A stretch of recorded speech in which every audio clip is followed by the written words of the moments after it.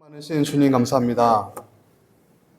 하나님, 오늘 사도행전 20장의 사도 바울의 고백처럼 하나님 우리의 달려갈 길, 주님 예수님께 받은 사명, 곧 하나님의 은혜 복음을 증거하는 일에는 나의 생명을 조금도 귀한 것으로 여기지 않겠노라.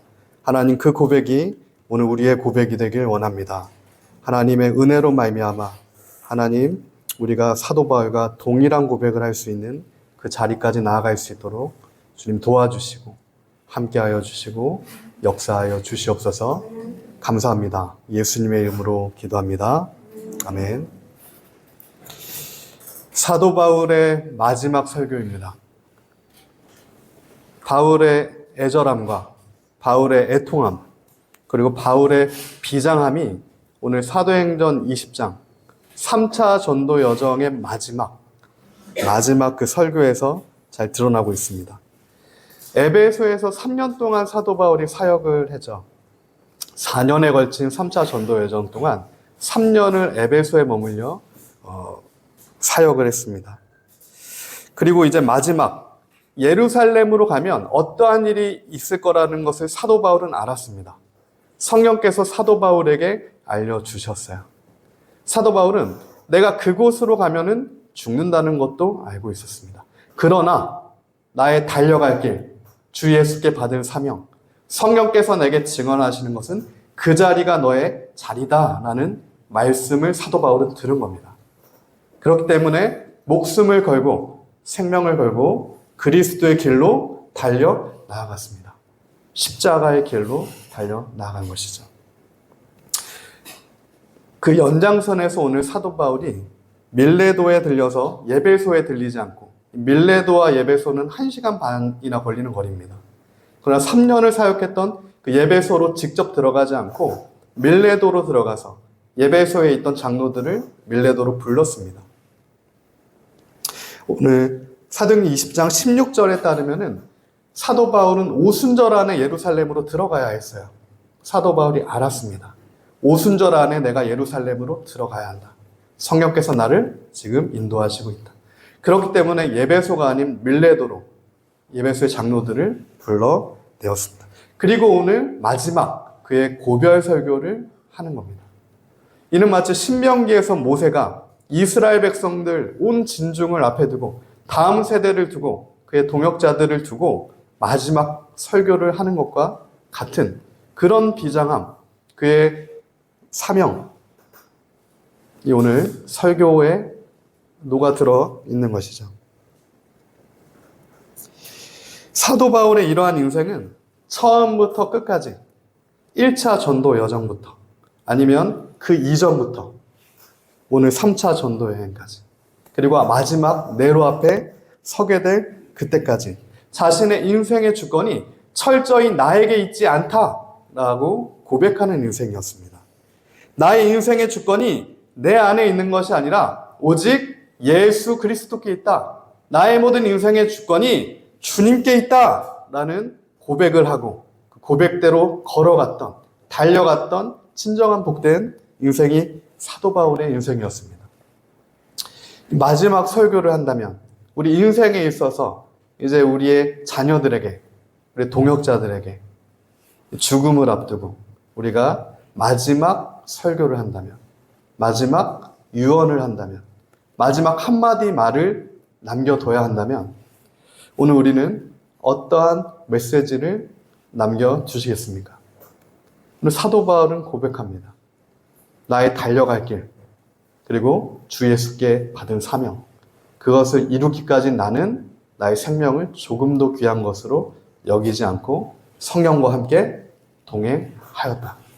오늘 그 사도 바울의 고백이 하나님의 주권에 대한 전적인 신뢰와 하나님 주권에 대한 전적인 선언이 오늘 동일한 우리의 삶의 선언이 되고 선포가 되길 예수님의 이름으로 축복합니다. 그의 인생에 달려갈 길, 그 주 예수께 받은 사명을 아는 자, 사명자 사도 바울이었습니다.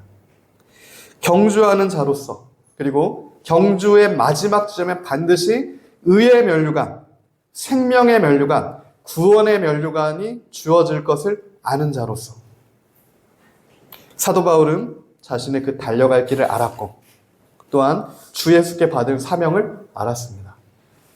우리는 이처럼 사도 바울처럼 길과 사명을 알아야 합니다.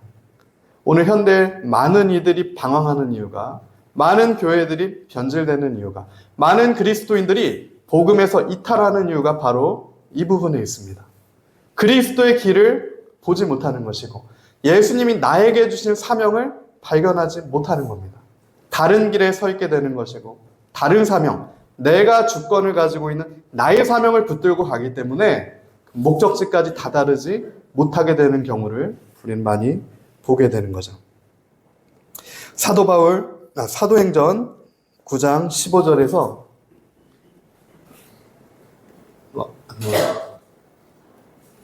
사도 바울은 다음과 같이 고백합니다. 주께서 이르시되 가라, 이 사람은 내 이름을 이방인과 임금들과 이스라엘 자손들에게 전하기 위하여 택한 나의 그릇이라. 그가 내 이름을 위하여 얼마나 고난을 받아야 할 것을 내가 그에게 보이리라 하시니, 하나님께서 말씀하시는 거야. 아나니아에게. 사도 바울이 사울이었을 때 예수님을 만났습니다. 그 사명을 이제는 알게 돼요. 사명을 모르는 자에서 진짜 사명을 깨달은 자로 다른 길에 서 있던 사도 바울이 이제는 그리스도의 길에 서게 된 그 사건이 사도행전 9장에서 일어나는 사건이죠. 주님께서는 처음부터 사도 바울을 이방인, 그리고 임금들, 그리고 이스라엘 자손들을 위해 택하셨습니다. 복음의 종으로 삼으신 거예요. 그렇기 때문에 사도 바울은 오늘 오순절에 예루살렘으로 들어가야 합니다. 그리고 반드시 임금들 앞에 서야 돼요. 총독들 앞에 서야 됩니다. 아그리빠 왕 앞에 서야 돼요. 종국에는 네로 앞에서도 그리스도의 복음을 증거해야 됩니다. 죽더라도. 그게 사명의 길입니다. 오늘 우리가 그 부분을 다시 한번 주님 앞에 묻길 원합니다. 하나님, 내게 말씀하시는, 나의 생명을 조금도 내가 귀하게 여기지 않고라도 내가 주님 달려가야 할 나에게 오늘 말씀하시는 그 사명이 무엇입니까? 시대적 사명이 있고요, 공동체적 사명이 있고 개인의 사명이 있습니다. 성령께서 사도 바울에게 말씀하신 것처럼 오늘 말씀을 통해 우리에게 말씀하신다는 겁니다. 우리가 오늘 우리 그 사명을, 잃어버린 그 사명을 발견해야 될 줄 믿습니다. 바울의 달려갈 길입니다. 그의 4차 전도 여정을 통해 이젠 예수 그리스도의 길 위에 세워진 사명자 사도 바울을 통해 어떠한 놀라운 열매들이 맺히게 됩니까? 신약의 절반이 쓰여지게 됩니다. 사명자 사도 바울 한 사람을 통해 신약 성경의 14권, 절반이 쓰여져요. 요한계시록의 7교회, 소아시아의 에베소 교회를 포함한 두아디라 7교회가 세워지게 됩니다. 사도 바울 사명자 한 명을 통해. 유럽의 교회들, 빌립보 교회, 데살로니가 교회, 고린도 교회, 교회들이 세워져요. 10,000명이 필요한 게 아니라 예수께 붙들린, 성령에 붙들린 그리스도의 길 위에 서 있는 사명자 사도 바울 한 명을 통해 하나님의 나라의 놀라운 통치가 확장이 되게 됩니다. 바울의 사명이죠. 이 교회를 세우는 것은 그러나 바울의 사명은 아니었어요. 교회를 세우는 것 자체가 바울의 목적은 아니었다는 겁니다. 바울의 사명은 오직 예수 그리스도의 증인이었습니다. 예수 그리스도의 사람, 이게 바울의 사명이었어요. 복음의 증인되는 것, 복음의 증거자가 되는 것, 그 자리가 어디라도, 유럽의 교회든, 내가 가고 싶어 했던 아시아의 교회든, 아니면 정말 내가 가기 싫은 네로 앞에서든, 로마의 한 복판에서든, 어느 자리 어디서든 그리스도의 복음을 증거하는 예수의 사람이 되는 것 자체가 사도 바울의 사명이었어요. 하나님께서 그렇게 사도 바울을 택하셨다라고 사도행전 9장은 우리에게 말씀하고 있는 겁니다. 사명을 가지고 달려가는 길 가운데 교회가 세워지는 것들, 하나님 나라가 확장되는 것들은 성령께서 맺게 하시는 열매들이었습니다. 오늘 우리가 눈에 보이는 열매가 아니라 정말 하나님께서 나에게 말씀하시는 그 사명이 발견되어지고 성령과 함께 동행하며 달려나가야 할 때 그러한 열매들이 생명이 살아나는 열매들이 맺히게 되는 것을 우리가 보게 될 것입니다. 그게 하나님의 말씀의 소망이에요. 그 소망이 오늘 우리에게 주어져 있는 겁니다. 우리는 확실한 믿음으로 그 말씀을 붙들고 내 삶의 어느 자리에서든 하나님이 내게 허락하셨고 내게 기업을 주셨고 성령께서 기업이 보증이 되셔서 내가 서 있는 그 자리가 어느 자리라도 내가 예수의 증인이 되고 하나님 말씀의 증거자가 되는 그 귀한 사명을 감당하는 오늘 우리 모두가 되기를 원합니다. 소망합니다. 성령께서 우리의 인생을 조명해 주심으로 가능한 일이죠. 그러므로 그 생명의 길, 구원의 길, 그리스도의 길이 발견되어지고 더하여 예수님께서 나에게 주신 그 사명이 깨달아지고 이제는 그 그리스도의 길로 성령 충만하여서 끝까지 믿음의 인내 경주를 이룰 수 있는 우리 니빌더 가족 모두가 되기를 소망합니다. 그리하여 이 마지막 종착역이 있고 피니쉬 라인이 있죠. 상급을 받을 그 라인 앞에 우리 모두가 서게 됩니다. 한 사람도 빠짐없이 모두가 서게 돼요. 할렐루야. 우리 해찬이도 서게 될 겁니다. 제가 최근에 기독교 석학들이 쓴 자서전들, 11명이 쓴 자서전들이 있는데 그걸 보게 되는데 유명한 사역자들이 그런 얘기를 동일하게 하더라고요. 내가 주일학교 때 유치원부터 초등학생 때 그 당시에는 주일학교 개념이 없었기 때문에 다 같이 어른 예배를 드렸는데 생각이 하나도 안 난다는 거예요. 뭘 들었는지. 근데 어른이 되고 보니까 내가 그때 어린아이 때 느꼈던 내용은 생각이 안 하지만 습도 하나, 어떠한 그 강렬함 하나, 인상 하나가 오늘 나의 모든 신앙의 기초가 됐다. 이 고백을 신학자들이 동일하게 하는 것을 제가 보게 되면서 우리 어린아이 때부터 우리 역시 그랬죠. 알지 못했을 때부터 하나님의 말씀이 쌓여지고 들려지고 누적돼 가면서 정말 어느 순간에 하나님께서 우리의 인생에 인도하실 때 정말 주님의 섭리가 있었구나 이것을 깨닫게 될 때가 온다는 겁니다. 저는 그러한 동일한 은혜가 우리 다음 세대에게 있을 줄 믿습니다. 설교가 어려워도 반드시 하나님께서 오늘 선포되어지는 인생의 처음 시작에 들려지는 것들을 사용하실 날이 오게 될 겁니다. 저는 믿어요. 그래서 우리 모두가 그 달려갈 길, 주 예수께 받은 사명을 이루기 위해 우리의 생명을 조금도 아끼지 않는다라고 고백했던 사도 바울과 동일한 고백을 할 수 있는 그 자리까지 나가게 되는 복된 우리가 되기를 예수님의 이름으로 축복합니다. 오늘 본론입니다. 18절에서 21절이죠. 오매 그들에게 말하되 아시아에 들어온 첫날부터 지금까지 내가 항상 여러분 가운데서 어떻게 행하였는지를 여러분도 아는 바니 곧 모든 겸손과 눈물이며 유대인의 관계로 말미암아 당한 시험을 참고 주를 섬긴 것과 유익한 것은 무엇이든지 공중 앞에서나 각 집에서나 거리낌 없이 여러분에게 전파하여 가르치고 유대인과 헬라인들에게 하나님께 대한 회개와 우리 주 예수 그리스도에 대한 믿음을 증언한 것이라. 우리가 지난 1차와 2차, 지금 사도행전 20장까지 강해하는 모든 여정을 통해 사도 바울이 얼마나 겸손과 그의 눈물로써 계속 쫓겨다니면서도 사도 바울은 한 번도 정착하지 못했죠. 계속해서 핍박과 고난과 다녔지만 그 가운데서도 얼마나 하나님에 대한 회개를 증거했고 얼마나 예수님에 대한 믿음을 증언했는지를 우리가 살펴봤습니다. 근데 지난 3주간 이사야서를 봤기 때문에 되게 오래된 또 기억이 될 것 같아서 다시 한번 우리가 사도 바울이 오늘 3차 마지막 고별 설교를 하기까지 어떠한 여정이 있는지를 좀 빠르게 함께 사진으로 좀 보겠습니다. 이곳이 지금 사도 바울이 전도 여정을 했던 밑에가 이제 아프리카죠. 이집트고 오른쪽이 시리아 그리고 아시아, 유럽입니다. 그래서 모든 대륙이 다 붙어있는 레반트 지역에서 사도 바울의 복음이 전파가 되는 것이고 예수님께 받은 그 사명의 길이 이루어지는 그 전도 여정이 진행이 되게 되어지는 겁니다. 첫 번째 1차 전도 여정은 사도 바울이 2년에 걸쳐서 전도 여정을 했어요. 바나바와 같이 전도를 다녔습니다. 바나바는 특별히 구브로 출신이었습니다. 오늘날 키프로스죠. 그렇기 때문에 하나님께서 가장 적합한, 가장 맞는 동역자를 사도 바울과 바나바를 붙여주셨어요. 그래서 이들은 1차 때부터도 사실은 힘있게 복음을 전파합니다.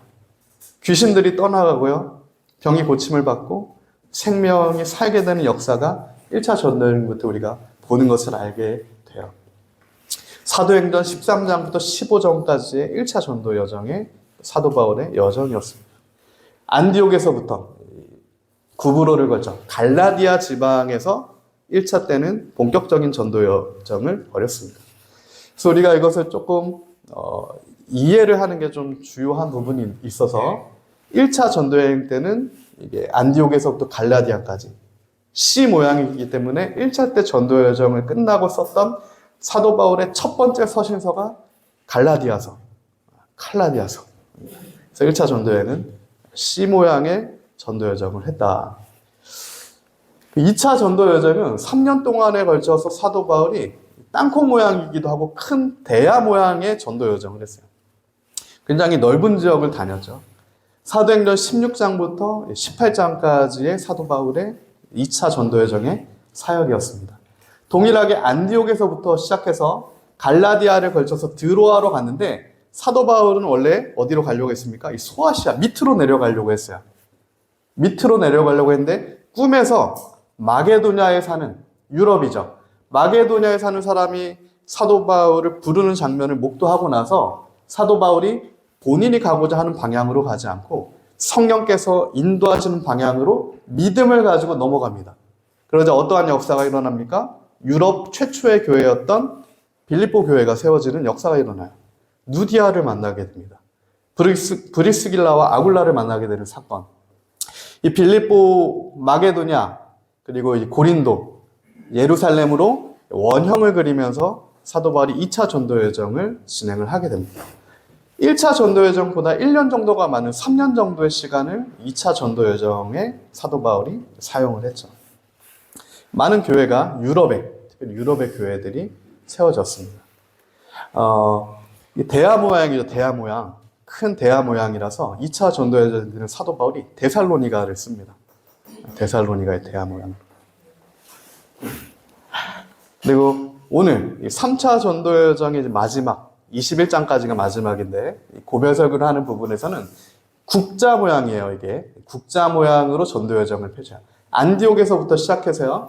이제는 원래 2차 때 가려고 했던 예배소로 들어갔습니다. 그리고 이곳에 소아시아의 7교회들이 세워지게 돼요.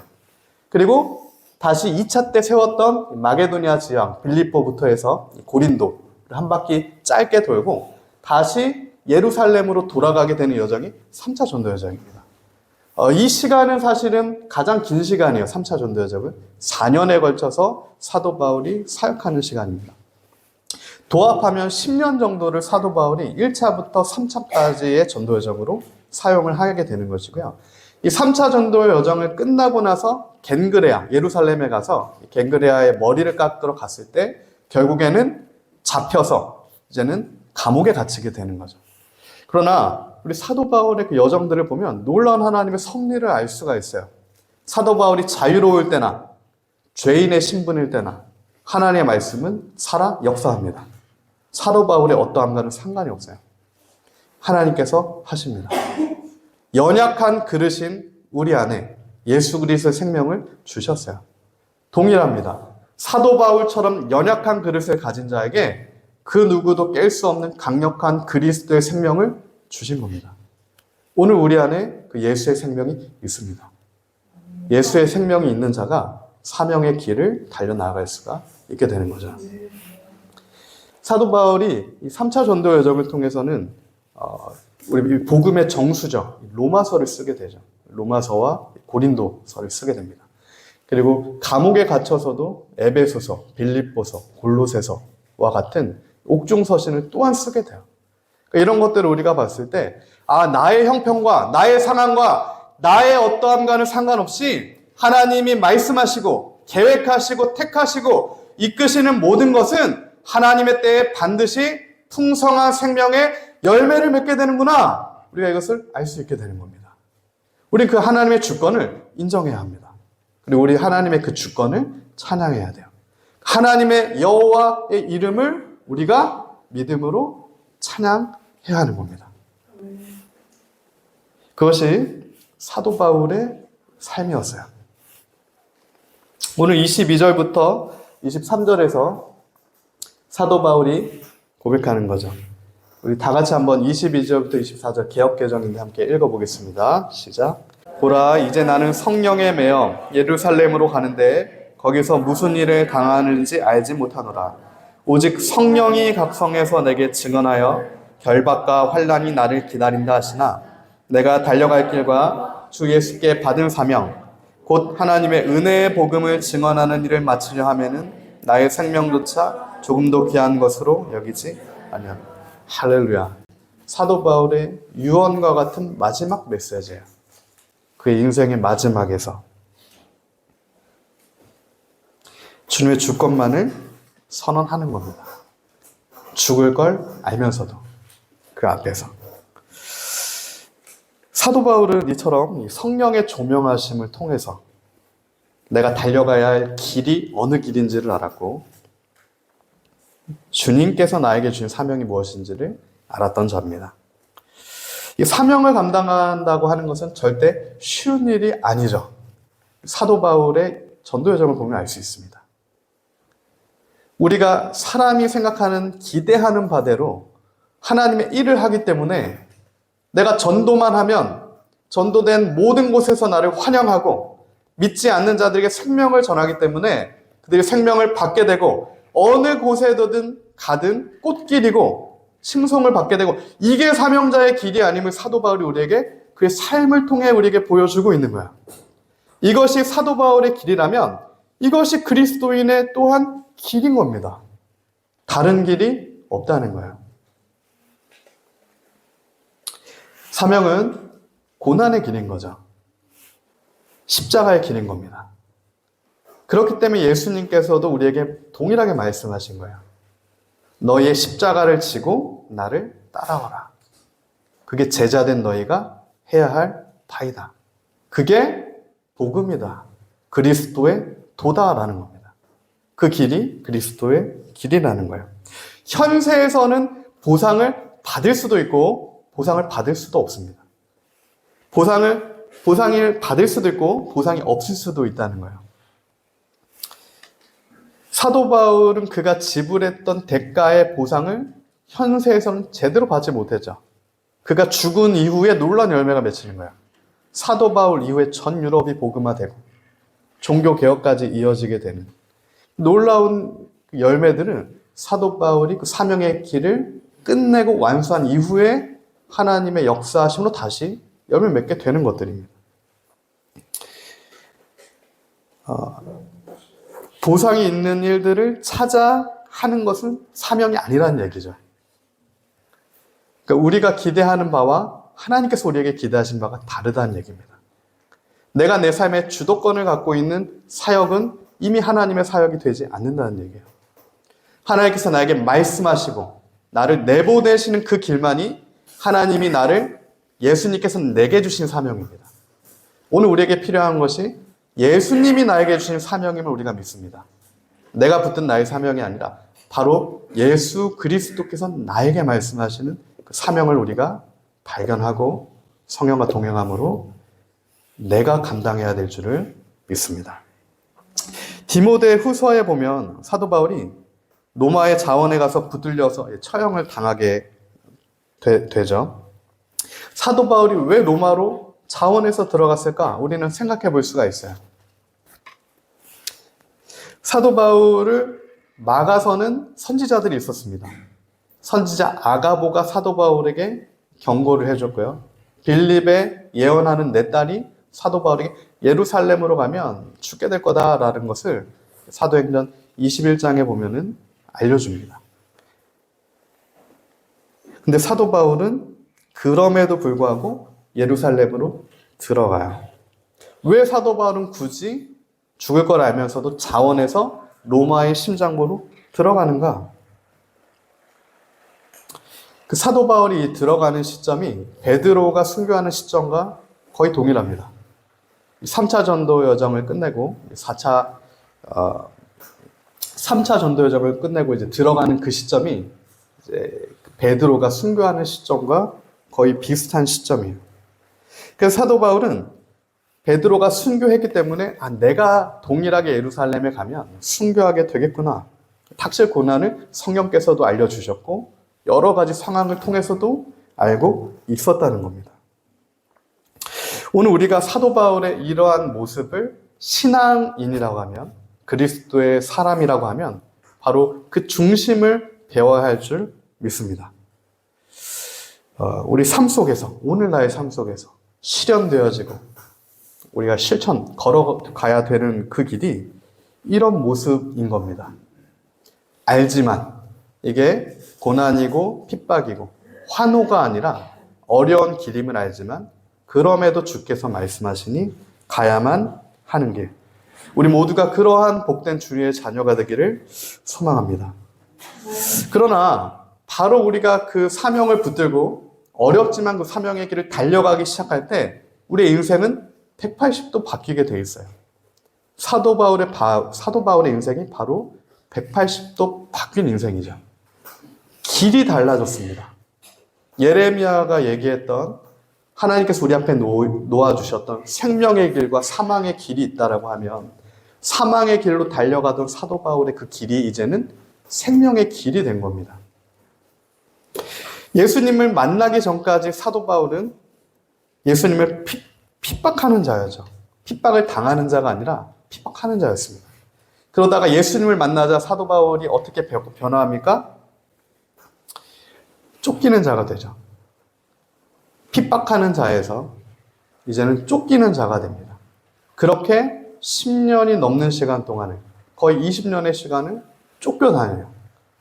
한 곳에 2년, 3년 이상을 있질 못합니다. 1년, 짧게는 몇 개월, 3개월. 계속해서 도망가는 인생을 살게 돼요. 아브라함처럼 믿음의 정처 없는 여정을 사도 바울이 살면서 보여줘요. 믿음의 걸음입니다.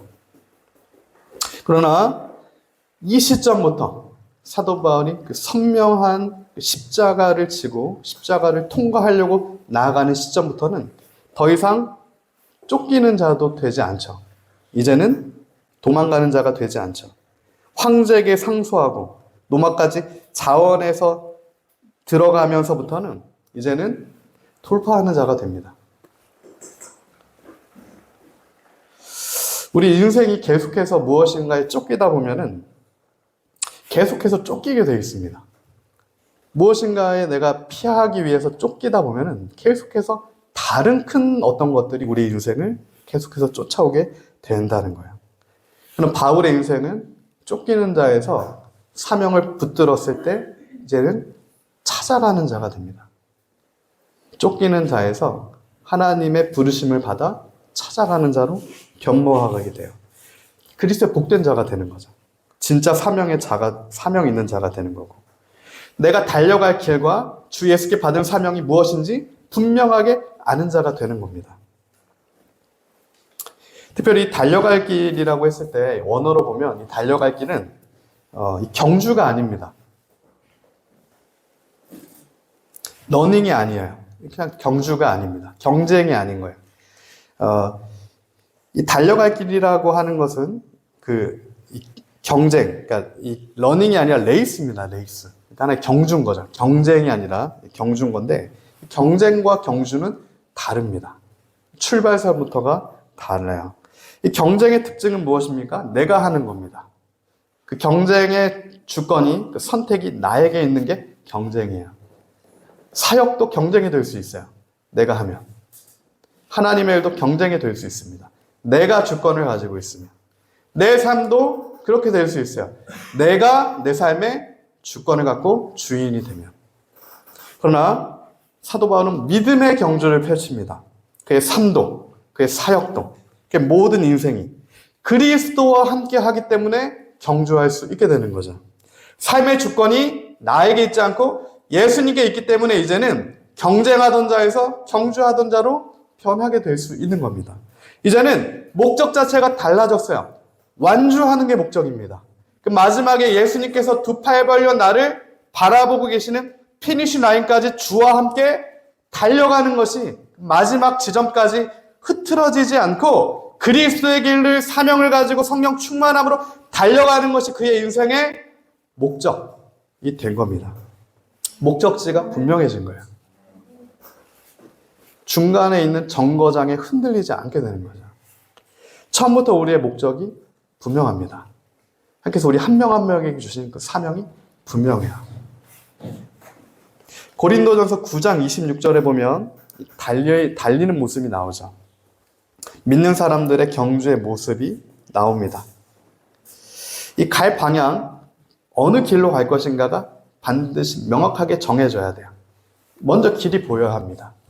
그리고 나서 향방 없이 가는 게 아니라 정확한 그 길로 사명의 불을 가지고 성령과 함께 달려가는 겁니다. 심지어 걸어가는 것도 아니에요. 힘차게 소망으로 달려가는 겁니다. 근데 중요한 건 어느 길을 걸어갈 건가죠. 나에게 사명이 있고 내가 성령 충만으로 달려간다고 해도 옛 사울처럼 그 길이 잘못됐으면 반드시 하나님을 대적하는 길을 서게 되는 것이에요. 사망의 길을 서게 되는 것이에요. 주님께서 내게 보여주시는 그 그리스도의 길, 오직 예수의 길입니다. 예수도가 아니라 오직 예수만 구원이 있다라고 하는 그 길, 그 반석, 그 길로만 생명이, 구원의 역사가 흘러나오게 되는 것이죠. 그 달려갈 길을 아는 인생이 참으로 복된 인생입니다.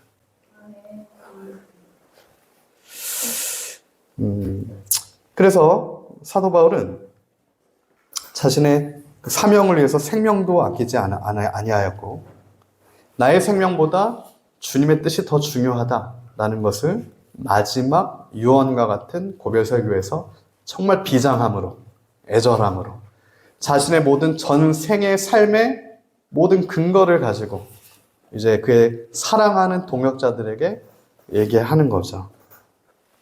오늘 이 모습이 저에게도 도전이 되고 우리 모두에게도 도전이 되길 원합니다. 우리가 다른 어떤 것을 우리의 모델로 삼는 것이 아니라 하나님의 사람들, 예수 그리스도께 붙들린 자들, 우리의 동역자들. 사도 바울도 우리의 동역자죠. 이 시대 가운데 우리는 사도 바울과 같은 그리스도의 사람이 되어야 하는 겁니다. 우리가 특별히 거룩한 주일에 하나님께 모여 예배하는 이유, 마음을 드리고 전심을 쏟아 어려운 상황 가운데서도 코로나 가운데서도 코로나를 뚫고 하나님께 예배하는 이유가 어디 있습니까? 그렇게 예배를 진정 있게 소중하게 여기는 이유가 어디 있습니까? 예배를 통해 하나님께 나아갈 수 있다는 그 사실 때문이죠. 하나님께서 예배를 통해 우리가 하나님께 나아갈 수 있게 해주셨기 때문입니다.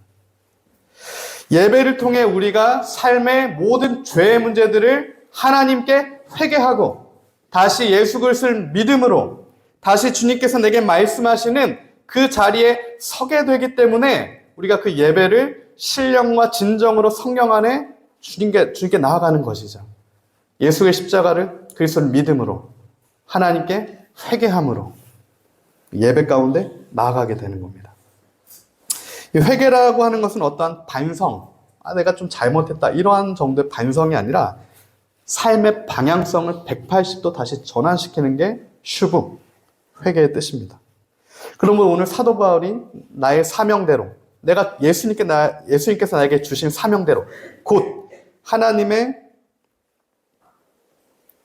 대한 회개를 그리고 그리스도께 대한 믿음을 증거하는 일을 하기 위해서 나의 생명을 조금도 귀한 것으로 여기지 아니하였다.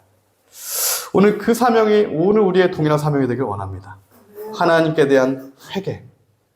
우리 날마다 예수 그리스도의 보혈의 피로 우리의 죄를 씻어야 돼요. 더러워진 죄악을 씻어야 됩니다. 예배 가운데 예수님을 믿고 그 피로 우리의 날마다 더러워진 우리 안에 온갖 죄악들이 얼마나 많습니까? 그 죄를 날마다 씻지만 예배 가운데 반드시 우리가 예수님을 믿음으로 그 피로 씻어내야 합니다. 그 하나님께 회개해야 돼요. 그때 성령께서 우리를 다시 소생케 하시고 새롭게 하십니다. 생명의 길을 다시 내어주세요. 끊어진, 죄로 인해 단절된 창세기 3장에서부터 얘기했던 생명나무의 길, 죄로 인해 끊어져 버렸던 그 길이, 그 생명의 길이 우리가 하나님 앞에 회개하고 예수님을 믿음으로 주님 앞에 나아가면 회복이 되는 겁니다. 다시 연결이 되는 거예요. 성령 하나님을 통해서 하나님과 다시 우리가 동행할 수 있게 되는 겁니다. 첫사람 아담이 죄를 짓기 전에 하나님과 동행했던 그 샬롬의 평강에 충만한 은혜가 오늘 우리가 누릴 수 있는 하나님이 우리에게 주시는 은혜의 복입니다. 우리가 오늘 그 은혜가 우리 모두의 삶에 있기를 소망합니다. 특별히 사명이라는 단어는 디아코니아라는 단어죠. 섬기다라는 뜻입니다. 어떤 섬김을 받다가 아니라 사명이라는 뜻은 섬기다라는 뜻이에요. 그렇기 때문에 사명이라는 것은 기본적으로 섬기는 거예요. 우리가 그리스도의 사명자라고 했을 때는 기본적으로 우리가 하나님을 섬기는 자인 겁니다. 하나님을 예배하는 자인 거예요. 내가 예수님을 내가 원하는 대로 주권이 나에게 있기 때문에 하나님도 내 말씀을 들어야 하는, 하나님도 내 기도를 들어야만 하는 주권이 나에게 있는 인간의 길에 서 있는 잘못된 그 가인의 길이 아니라 하나님의 그 뜻, 하나님의 주권, 하나님의 말씀, 주님을 위해서라면 나의 모든 삶의 방향도 180도 돌릴 수 있는 그 섬김의 자리, 에베드, 예배하는 예배자의 자리. 그게 하나님께서 우리에게 오늘 말씀하시는 사명자, 곧 예배자의 자리예요.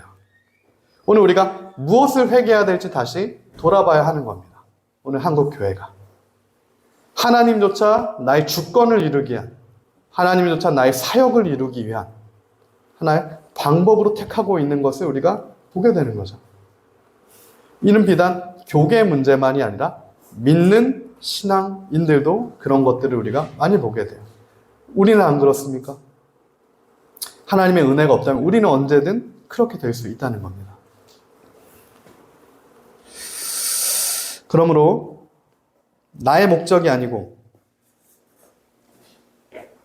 나의 사역이 아니라 주님께 주권이 있고 주님께 목적이 있고 주님께 뜻이 있는 예수 그리스도와 관련이 돼 있는 것이 사명인 줄 믿습니다. 그렇기 때문에 그 사명은 예수님만 우리에게 주실 수가 있어요. 내가 선택할 수 없습니다. 예수님께서 내게 주신 사명, 사도 바울이 고백합니다. 예수님께서 나에게 주신 그 사명. 그래서 왕 앞에도 사도 바울은 서야 합니다. 그래서 하나님께서 사도 바울을 왕 앞에 서게 하셨고요. 우리가 있는 자리가 어느 자리든, 그게 학교 선생님의 자리든, 어떠한 사업체를 운영하는 자리든, 아니면 그곳에서 팀원의 자리든, 그 자리가 어느 자리라도 우리의 모든 삶의 목적과 삶의 방법, 모든 삶의 양식이 예수 그리스도를 위한 것이어야 됨을 믿습니다. 만약에 우리가 그 자리에서 이탈했다면 다시 그 대전제부터 모든 것이 예수 그리스도를 위한 것이 되어야 된다고 하는 그 전제부터, 그 출발선부터 다시 점검하게 되는 우리가 되기를 예수님의 이름으로 축복합니다. 예루살렘에 올라가는 것은 사명자 바울에게도 어려운 일이었어요. 그러나 사도 바울은 그 일을 감당을 해냅니다. 그리스도를 위해 어떻게 감당할 것인가. 이 사도 바울이 24절에, 우리 본문 24절에 보면 은혜의 복음을 얘기해요. 이 사명자 사도 바울에게 주신 그리스도의 은혜의 복음. 근데 이 은혜의 복음이라는 표현은 성경을 통틀어 2번밖에 나오지 않는데 오늘 24절의 본문과 더불어서 사도행전 15장에 나옵니다. 사도행전 15장에 하나님이 나에게 주신 은혜 복음이라는 뜻은 이럴 때 쓰였어요. 베드로가 고넬료를 만났을 때 쓰였습니다. 베드로가 이방인 고넬료를 만났을 때 은혜의 복음이었다라는 선언을 15장에서 했었죠. 이제는 이방인들에게도 전해진 그 복음, 이방인도 살리는 그 복음, 유대인만 살렸던 그 복음인데 이제는 이방인들도 죄악 중에 거하던 그 백성들도 살게 되는 그 은혜의 복음, 가장 어려운 곳까지 도달하게 된 그 복음, 그것을 사도 바울이 은혜의 복음이다라고 선언합니다. 오늘 우리 삶에서 그 은혜의 복음이 경험되어져야 돼요. 가장 어려운 곳까지 도달되어지는, 내 심령의 가장 깊은 곳까지 내가 감춰두고 있고 꺼내기 싫은, 이 죄만큼은 내가 회개하고 돌이키기 싫은 그 방향만큼은 내가 붙들고 싶은 그 가장 심중에 깊은 어려운 것까지도 쪼개 들어가는 그 은혜의 복음이 경험되어지고, 이제는 그 은혜의 복음을 전달하는 자가 오늘 우리가 모두가 되어야 할 줄을 믿습니다. 오늘 25절에서 27절입니다. 사도 바울이 이어서 증거해요.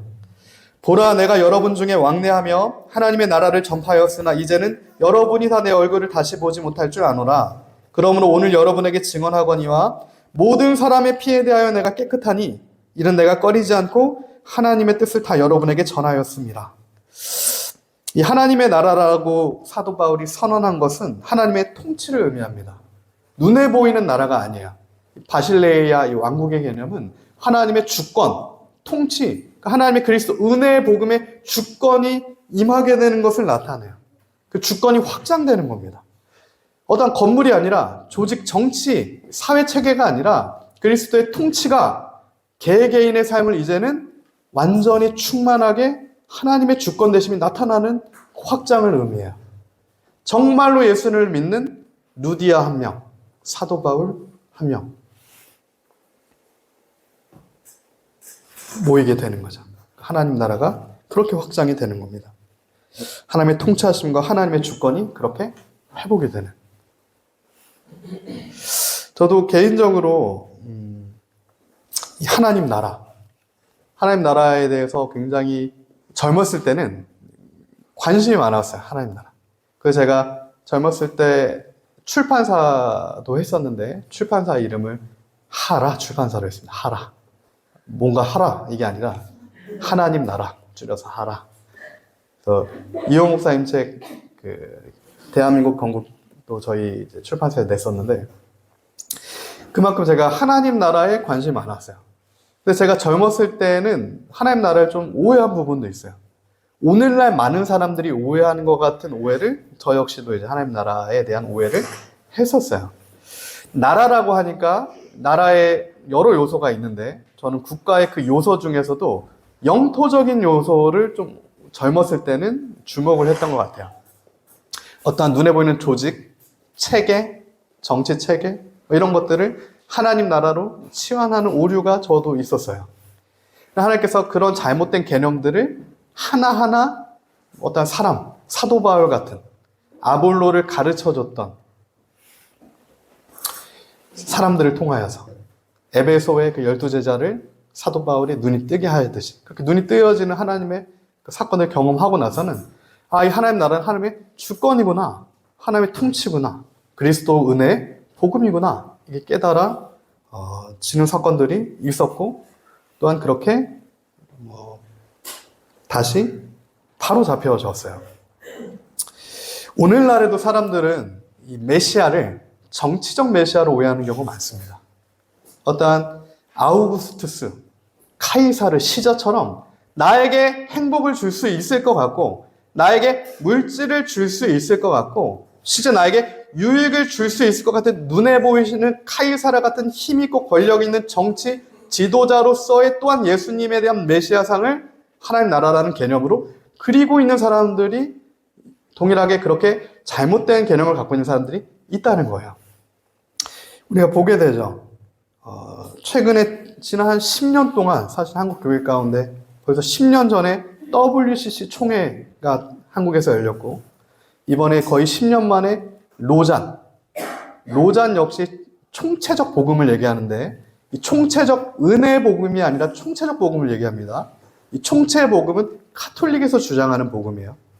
복음 안에 예수 그리스도의 그 은혜 복음만 들어가는 게 아니라 인간의 주권, 나의 사회적 책임을 절반 집어넣은 변종된 복음이 총체적 복음, 총체적 선교라는 개념인데 이거를 노잔, 3차 대회 때는 카톨릭과 성공회가 다 모여서 기획을 했었고 결국에는 한국에서 WCC와 동일하게 종교 혼합, 그리스도의 생명의 길이 아니라 사망의 길, 죽음의 길을 계속해서 놓게 되는 사건들이 지금 벌어지고 있는 사건입니다.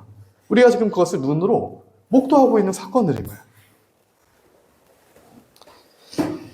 그러나 우리는 하나님이 선택을 받은 주님의 백성들은 아무리 금으로 치장된 길이어도, 황금으로 치장되어 있는 것처럼 좋아 보이는 길이라도 그것이 사망의 길이면 가지 않아야 될 줄 믿습니다. 그 길이 아무리 좁은 길이고, 그 문이 아무리 나 하나 들어갈수록 좁은 문이고, 그 길이 진흙길이고, 그 앞에 산이 있어도 예수 그리스도의 길이라면 그 길만이 생명의 길입니다. 넓은 길의 마지막에는 수월이 삼키고 있는 거예요. 그러나 나 하나 들어갈 수 있는 그 예수 그리스도 유월절 문, 어린 양의 보혈이 발라져 있는 그 유일한 생명의 문만, 큰 산이 있더라도 하나님께서 큰 산을 그 길 가운데 평지로 만들어준다고 약속을 하셨어요. 그 예수 그리스도만 붙드는, 예수 그리스도만 구원이다를 믿는 그 길만이 유일한 생명의 길이고 구원의 길입니다. 그것을 우리가 다시 한번 믿고 또 그 길로 달려나아가게 되기를 예수님의 이름으로 축복합니다. 사도 바울은 얘기해요. 나는 성령에 매여서 그 길을 달려갈 수 있었다. 나의 주권에 매인 게 아니라, 나의 사상에 매인 게 아니라, 눈에 보이는 어떤 것에 매인 게 아니라 성령에 매였기에 가능한 사도 바울의 사명이었습니다. 그렇다면 오늘 우리도 성령에 매여야 해요. 그리스도께 매여야 합니다. 그리스도의 멍에를 매야 해요. 성령에 붙들려야 해요. 그때만 그 길을 가고 싶지 않은 길이야. 핍박의 길이기 때문에. 그러나 그 길을 가야 한다는 겁니다.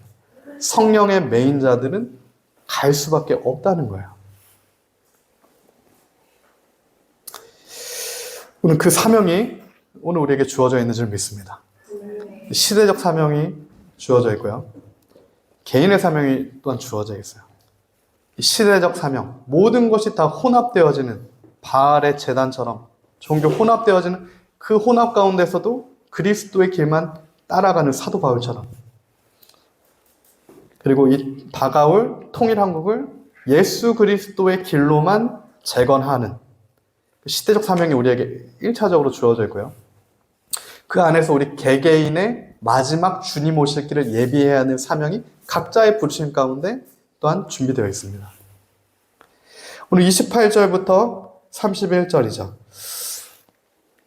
여러분은 자기를 위하여 또는 온 양떼를 위하여 삼가라. 성령이 그들 가운데 여러분을 감독자로 삼고 하나님이 자기 피로 사신 교회를 보살피게 하셨느니라.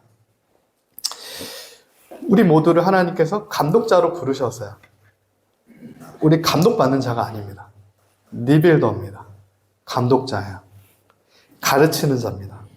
하나님이 자기 피로 사신 교회, 그리고 수많은 영혼들을 살펴야 할 자들이에요. 그들을 섬겨야 될 자입니다. 그렇게 주님께서 저와 우리 모두를 이 시대 가운데 보내신 거예요.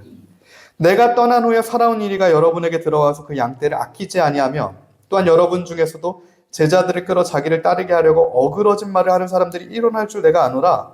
그러므로 여러분이 일깨워 내가 3년이나 밤낮 쉬지 않고 눈물로 각 사람을 훈계하던 것을 기억하라. 기억하라 하는 거죠. 기억하라. 사도 바울의 마지막 설교입니다. 신명기에서 모세도 동일하게 마지막 설교, 다음 세대, 에셀이, 누아, 다음 세대에게 하나님께서 말씀하신 거죠. 기억해라. 여호와의 주권을.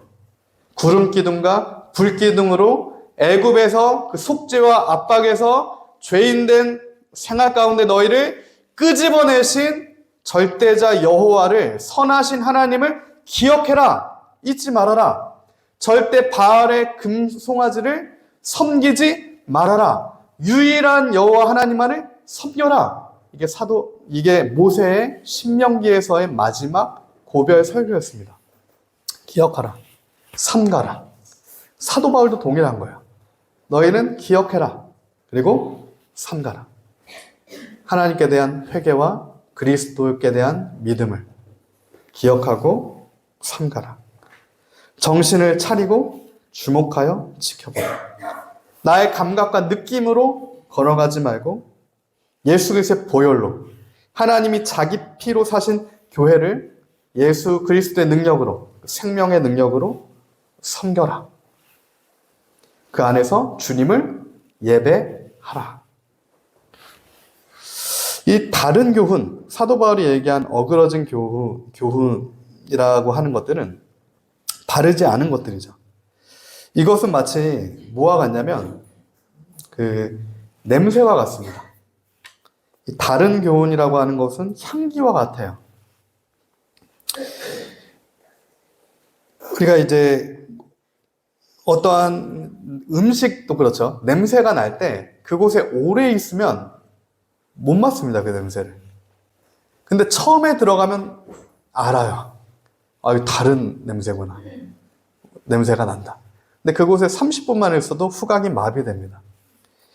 다른 교훈이 이와 같다는 거예요. 처음엔 알아요. 우리가 압니다. 우리 안에 성령이 계시기 때문에. 다르다, 틀리다, 잘못됐다, 반쪽짜리다를 알아요. 그러나 그런 것들을 계속 우리가 듣게 되고 보게 되고 그곳에 계속 머무르게 되면 어느새 우리 후각이 마비되는 것처럼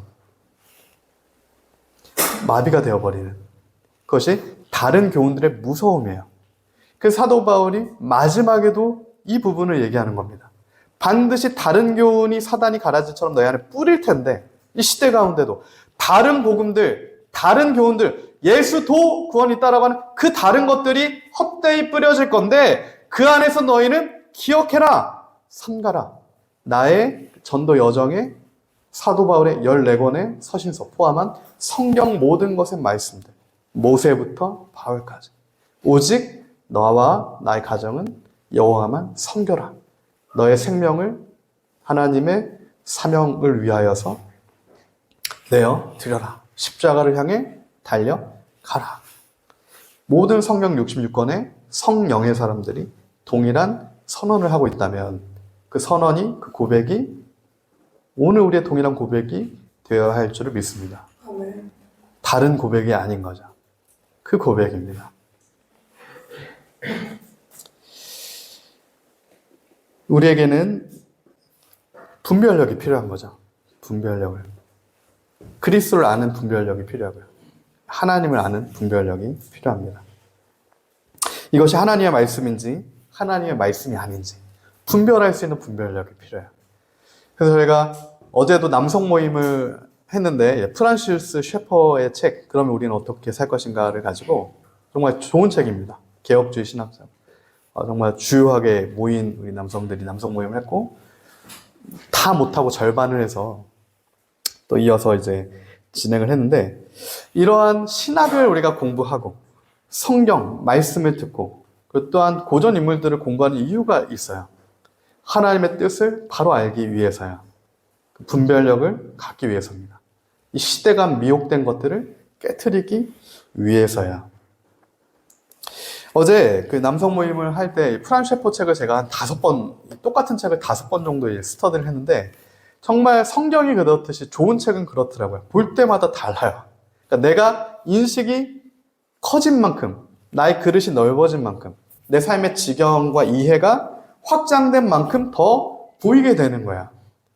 같은 말씀이 떨어져도 나의 인식과 지금 내가 처해 있는 것만큼 우리가 받아들일 수 있게 된다는 얘기인 거죠. 근데 제가 5번보다 더 이상을 받고 그 북스터디를 5번을 했는데도 너무 처음부터 봤어야 될 부분들을 이제서 보게 된 부분들이 또 있더라고요. 개인적으로 굉장히 좀 신선했고, 동일하게 모인 우리 남성분들이 똑같이 굉장히 중요한 부분이다 이렇게 동의한 부분이 있어서 제가 좀 PPT를 준비해 봤는데 폰티펙스 막시무스라고 하는 개념이 있어요. 프란 셰퍼가 이제 처음에 로마를 설명할 때 얘기하는 겁니다. 이 로마는 오늘 사도 바울이 들어가는 그 사명의 중앙에 있는 그 지점에 있는 아우구스투스 네로가 있었죠. 이 폰티펙스 막시무스라고 하는 개념이 뭐냐면 로마, 고대 로마의 국가 사제단, 그러니까 혼합주의죠. 완전한 그 가나알 바알 노마 사상의 핵심의 핵심인 이 직함인 거예요. 최고 사제입니다. 최고 사제. 직역하면 최고 신관, 최고 제사장. 근데 이 폰티펙스 막시무스를 처음으로 썼던 로마의 황제가 누구였냐면 카이사르였습니다.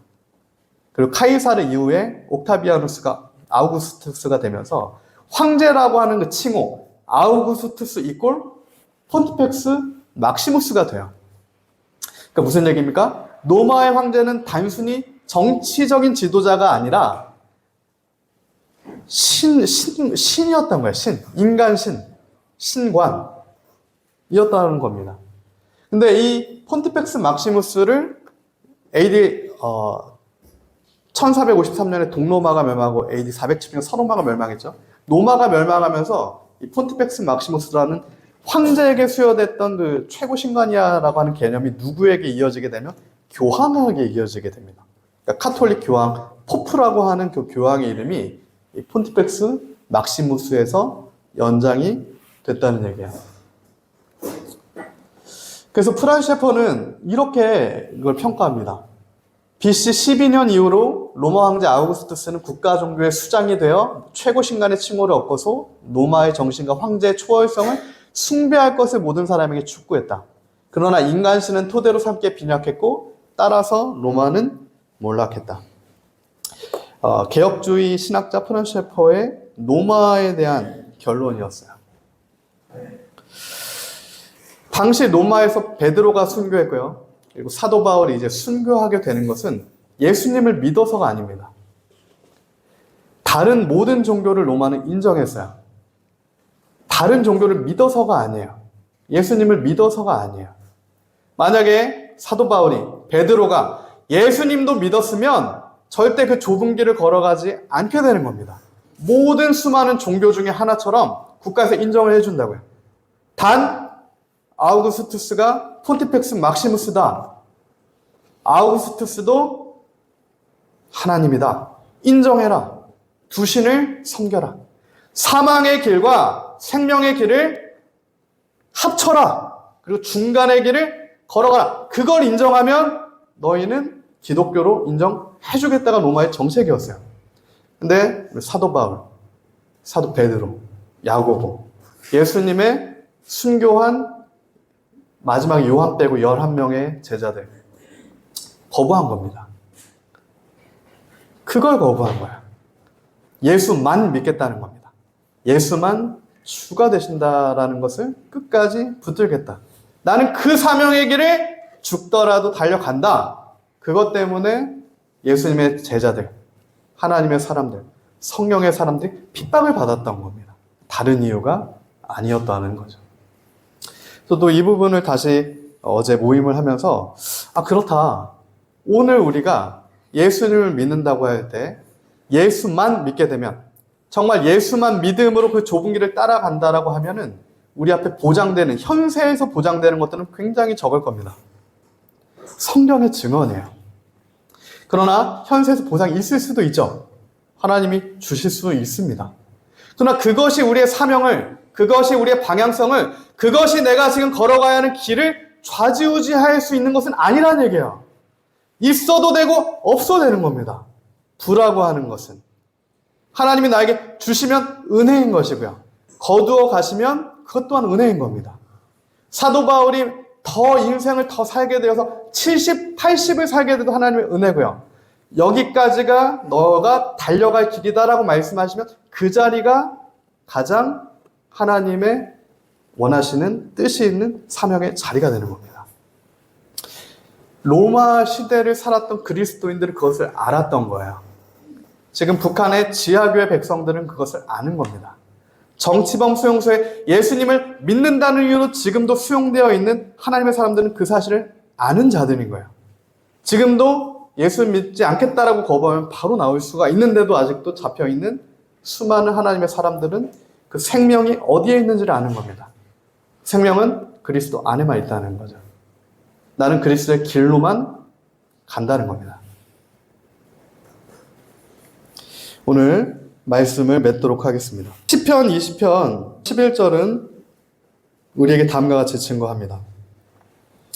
주께서 생명의 길을 내게 보이시리니 주의 앞에는 충만한 기쁨이 있고 주의 오른쪽에는 영원한 즐거움이 있나이다. 우리 앞에는 생명의 길과 사망의 길이 있어요. 생명의 길과 사망의 길, 곧 인간의 길이 있습니다. 하나님의 주권을 인정하고 하나님의 주권을 따라가는 길은 생명의 길이고요. 내가 주인 되어서 인간의 주권을 주장하는 길은 사망의 길입니다. 인간의 길이요. 폰티펙스 막시무스의 길, 황제 아우구스투스의 길, 로마의 길, 결국에는 빈약한 인간의 토대를 얻기 때문에 한 번에 무너져버린 그 길은 인간의 길이고 사망의 길이었어요. 그러나 사도 바울이 걸어갔던 그 생명의 길은 지금까지 이어져 오는 그리스도의 생명의 길입니다. 모든 역사를 관통하는 생명의 길인 거예요. 유일한 길입니다. 주님께서 그 생명의 길을 내게 보이실 것이다. 시편 기자의 소망의 메시지입니다. 그때가 되면, 주님의 때가 되면 그 생명의 길이 내 앞에 보여지게 될 것이고, 그때 나는 주 앞에서 충만한 기쁨을 얻게 될 것이고, 영원한 즐거움이 내 안에 샬롬의 평강으로 있게 될 것이다. 시편의 기자의 소망의 메시지가 어디서 성취가 됩니까? 사도행전 2장 28절이죠. 주께서 생명의 길을 내게 보이셨으니, 보이시리라가 아닙니다. 보이실 것이라는 게 아니에요. 보이셨다라는 얘기야. 주께서 생명의 길이 무엇인지, 그리스도의 길이 무엇인지, 어느 길이 그리스도의 반석의 좁은 길인지를 우리에게 예수님의 십자가를 통해 보여주셨기 때문에 이제는 주 앞에서 나의 기쁨이 충만하게 되었다. 우리는 그 기쁨이 있는 자들임을 믿습니다.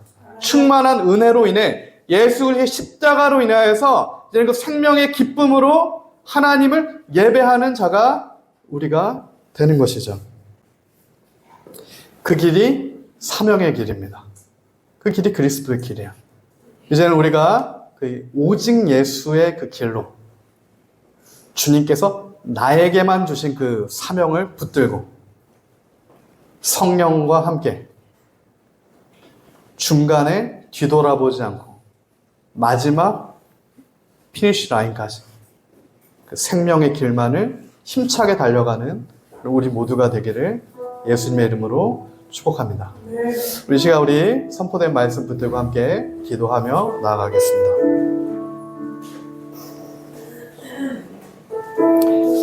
우리 이 시간 함께 합심해서 기도하길 원합니다. 주께서 우리에게 생명의 길과 사망의 길을 내어주셨습니다. 예레미야 선지자가 예레미야 21장에서 선언했듯이 하나님의 백성들에게도 동일하게 생명의 길과 사망의 길이 놓여져 있어요. 이 생명의 길은 아담이 범죄한 이후에 창세기 3장에 생명나무의 길, 생명은 구원입니다. 영생의 길이 막혀버렸어요. 그러나 생명나무의 길, 생명의 길을 다시 예수님께서 십자가에서 회복시키셨습니다. 그 피가 있고 그 예수의 생명이 있는 자들은 이제 그 생명의 충만함을 인하여서 사망의 길에서 끄집어내짐을 당해 구원의 길을 달려갈 수 있습니다. 성령이 주시는 소망이 우리 안에 있습니다. 그 능력이 우리 안에 있습니다.